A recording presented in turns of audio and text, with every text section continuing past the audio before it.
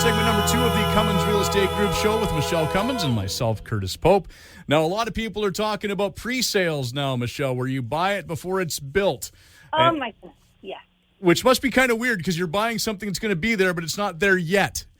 I know. It's like empty space. It's like buying air. It's like buying a radio commercial. You're going, what am I buying? You're buying airtime. Well, what does it look like? It's air. Exactly. You hit the hammer on the head. I hit the hammer on the head. Now it's not just words, it's metaphors we're screwing up. That Californian accent again. I don't tell jokes. I don't apparently tell metaphors. Let's just leave it at that. Yeah, pre-sales. I've had so many clients, old and new, ask me about pre-sales and wanting to buy pre-sales. Really, they're wanting to buy something today for tomorrow's gain because the market's been going up, and typically pre-sales are sold, at a good rate today, and then it closes minimum like usually a year from now, 2 years, 3 years, sometimes even up to 5 years or so. You're buying for pre-sales, but there's some tips and tricks and some ideas for you I wanted to share, because buying pre-construction and new construction, there's a lot you should know and a lot of people don't know. I'm a certified new home construction specialist, so having that, and being a sales manager for new home developments, I understand what is often missed by buyers and a lot that you wouldn't know if you didn't ask, and a lot of people don't ask.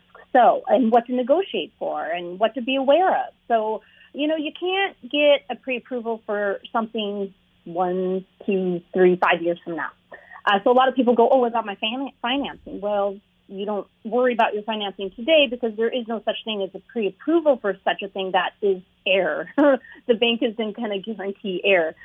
So, of course, they're not going to pre-approve you on something. So you have to be aware of that, and you have to understand that, you're investing a chunk of money today and you're hoping to be able to complete on it. So you want somebody like a financial planner, somebody like a realtor or mortgage broker who will help you build your ability to be able to close on it when it comes time for completion. Or maybe you're going to flip it. So if you're going to flip it, which is called assigning it, you want to make sure there's an assignment clause in the contract. And what does that look like? Are you going to have to pay the developer 1% to 3% on the purchase price of what you sell it for? That's a big chunk of money, so make sure you're aware of that. Are you able to negotiate that? Well, possibly. You have to anticipate the rates that will be in the future if you want to close on it. So you really want to talk with advisors to help you with that. But pre-sales is a great idea. So the deposit structure, very different than your typical purchase. So sometimes it's 15%, 20%, and it's structured usually as a first deposit, second deposit, third deposit, once when you get an accepted offer or when you write the offer, and then again after your 7-day rescinding period that you get with pre-sales. There's no such thing as subjects except for, having a look at the disclosure statements from the developer. But otherwise, there's really no subjects to have on it. As long as you've seen everything that you need to see, the spec sheet and all of that, the floor plan attached to the contract, you're really buying something that isn't there yet. So you just want to be as prepared as possible, and you want to make sure that you get some perks, hopefully. So make sure the deposit is where it's at, and who is going to get the because it goes into a trust account, usually the developer's lawyer trust account or the developer's trust account, but usually their lawyer. And there's usually interest that is paid on that deposit, and who gets that interest. So some things to know is maybe if you gave a higher deposit, maybe the developer would be willing to throw in things that you would normally have to pay for in some cases, such as maybe an air conditioning unit. Maybe they don't give it to you within the purchase price, or maybe the washer and dryer is an upgrade, so maybe you can get that. There's some things you possibly could negotiate with the developer, and assignments. Just make sure if you want to assign it that clause is in there and that you're able to, and what that looks like. So that's where you definitely want to have a representative. Don't just go straight to the sales manager. If you can have a representative, you need a representative. You should have a representative. and warranties. So different provinces have different rules and regulations on their warranties. So be sure to check the BC New Home Warranty site for BC's 2, 5, and 10-year warranty on new homes and what that looks like. And don't forget that the first year, the builder warranties the home. What does that look like? You can actually call me if you'd like or touch base with me if you have more questions about this. But the completion date, okay, let's talk about that because the developer has an outside date.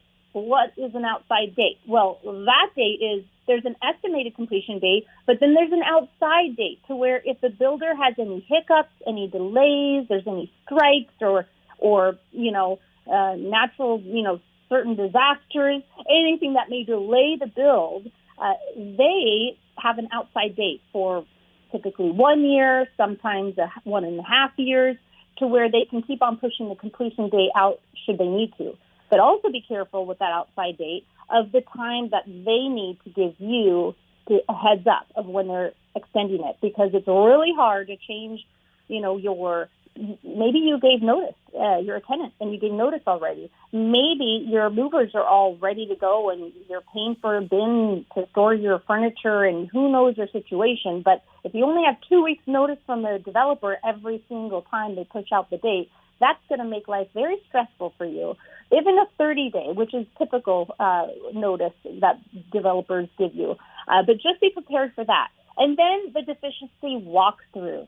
So what is that? Well, that is your walkthrough with the builder's representative, typically 1 week before completion date, where you walk around the home with some green tape or blue tape, and you mark every single deficiency you see in the home, and it's written out. All parties sign it, and the builder does his best to finish and complete the deficiencies before completion or possession date.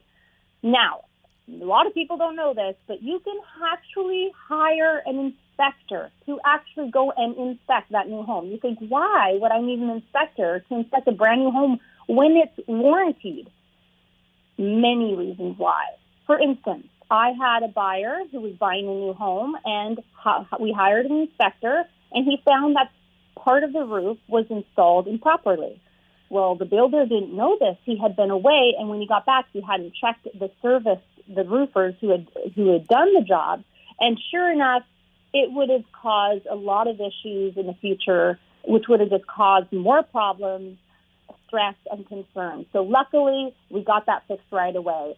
Things like that. There's all sorts of things that come up during a build. Not everything's perfect, even if it's brand new. So hire an inspector to have a look at it before you even walk through it with the builder's representatives, before your deficiency walkthrough. That way you're prepared and you already know.